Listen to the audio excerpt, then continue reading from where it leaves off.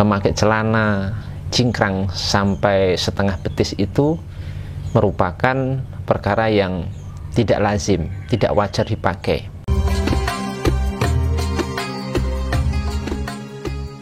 Bismillahirrahmanirrahim. Assalamualaikum warahmatullahi wabarakatuh. Alhamdulillah hamdan katsiran thayyiban mubarakan fi kama yuhibbu rabbuna wa yarda. Asyhadu an la ilaha illallah wahdahu la syarikalah wa asyhadu anna Muhammadan abduhu wa rasuluh. Allahumma salli wa sallim wa barik ala sayyidina Muhammad wa ala alihi wa sahbihi wa man tabi'ahum bi ihsan ila yaumiddin. Tsumma amma ba'd. Masyaallah muslimin yang dimuliakan Allah Subhanahu wa taala, salah satu hal yang perlu untuk kita perhatikan ketika berpakaian adalah dari sisi kepantasan ya, dari sisi kepantasan, apakah pakaian itu pantas untuk kita pakai atau tidak, apakah pakaian itu lumrah, wajar kita pakai atau tidak, menyesuaikan daripada kondisi ataupun kultur ataupun budaya masyarakat di mana kita tinggal, selama hal itu tidak bertentangan dengan syariat Islam. Salah satu yang perlu untuk kita ketahui termasuk dalam hal ini adalah masalah celana cingkrang ya. Sudah kita bahas pada pertemuan yang lain bahwasanya intinya masalah isbal, menjulurkan kain melebihi mata kaki, itu ada khilafiyah, tapi menurut jumhur mayoritas ulama larangan itu adalah hanya berlaku untuk orang-orang yang melakukannya karena sombong. Adapun misalkan orang itu melakukannya tidak karena sombong, maka tidak termasuk dalam larangan tersebut.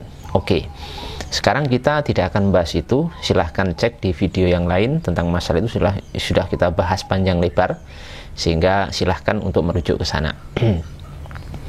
Di sini kita akan membahas masalah lain, sisi lain yang masih berkaitan dengan masalah tersebut, yaitu tentang menaikkan mata kaki bagi yang mengamalkan terlalu tinggi sampai setengah betis. Di sini ada satu hal yang menarik ya, satu fakta yang menarik tentang orang-orang yang mengamalkan ini ya.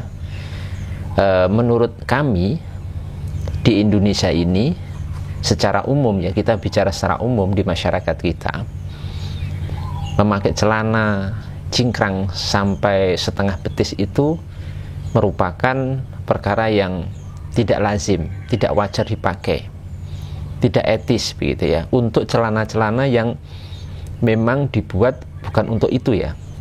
Jadi misalkan celana biasa, celana panjang biasa, celana pantolon misalkan, itu kan memang didesain untuk memang panjang gitu ya, memang panjang. Tapi ketika dipotong setengah betis itu akan menjadi satu pemandangan yang aneh ya, yang tidak lumrah, tidak wajar. Misalkan celana itu dipakai kantor untuk kemudian misalkan datang ke undangan pernikahan atau untuk kerja di satu departemen, secara umum itu tidak wajar dan aneh ya, itu merupakan sesuatu yang aneh. Kita tidak membahas tentang celana yang memang didesain untuk memang setengah betis atau untuk tinggi gitu ya. Seperti sebagian celana kan memang ada didesain asalnya memang untuk celana pendek, itu di luar pembahasan kita. Nah, untuk kawan-kawan yang mengamalkan ini, karena tadi sudah kita sebutkan itu tidak wajar ya, tidak lumrah, dan sebisa mungkin justru malah ditinggalkan, ini kita akan tampilkan satu fatwa yang menjadi rujukan sebagian teman-teman kita dalam masalah ini ya.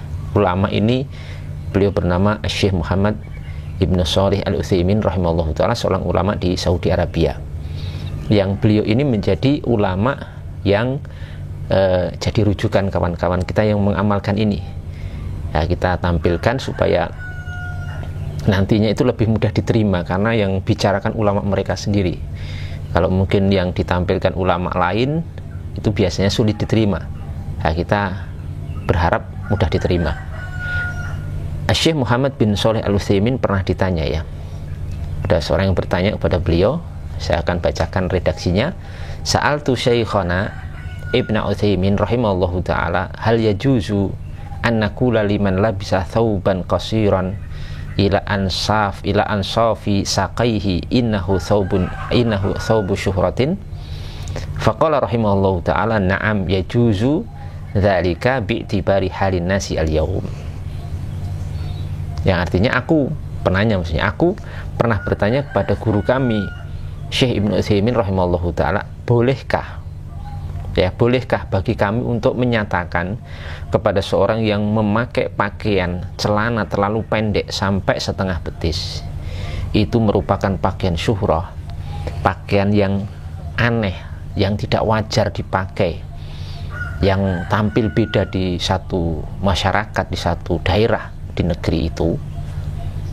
Maka jawabnya Syekh rahimahullah ta'ala menyatakan iya, boleh hal itu dikatakan seperti itu dilihat dari si kondisi manusia hari ini, ya. Karena secara umum, kita bicara secara umum ya, untuk pakaian, untuk celana yang memang dari awal didesain bukan untuk cingkrang kemudian dipotong setengah batis itu sampai setinggi itu memang tidak umum, tidak wajar, itu aneh, akan membuat syuhrah, membuat pemakaiannya itu tampil beda dan akan menjadi objek yang akan dilihat orang, nanti akan dibicarakan orang, ya, karena merasa aneh, itu tidak wajar. Bi'tibar hal annas al-yaum, dilihat dari sisi kondisi saat ini memang itu tidak wajar, bisa dikatakan aneh. Jangankan di Indonesia ya, jangankan di Indonesia, di Saudi pun itu tidak wajar, di Arab sendiri ya itu tidak wajar, apalagi di Indonesia. Makanya wallahu ta'ala alam, saya sendiri mengamati ulama Saudi baik secara via video atau secara langsung ketika melakukan perjalanan ke Saudi, itu saya tidak mendapati para ulama di sana itu sampai jubahnya atau celana itu sampai cingkrang setengah betis. Saya belum pernah mendapatkan satu pun dari ulama mereka, ya kan? Nah, ini seharusnya menjadi pertimbangan kita semuanya, ya. Kalaupun maaf ya, kalaupun Anda berpendapat cingkrang itu jangan kemudian sampai setengah betis, yang itu akan menjadi permasalahan. Ini menurut Syekh Muhammad bin Shalih Al-Utsaimin. Nah, sementara di dalam hadis Nabi Muhammad SAW sudah ada beberapa riwayat yang menunjukkan celaan kepada orang yang memakai pakaian syuhrah, pakaian yang tampil beda, pakaian yang tidak wajar, aneh di satu komunitas, di satu penduduk, di satu negeri, karena mayoritas penduduk itu tidak memakainya.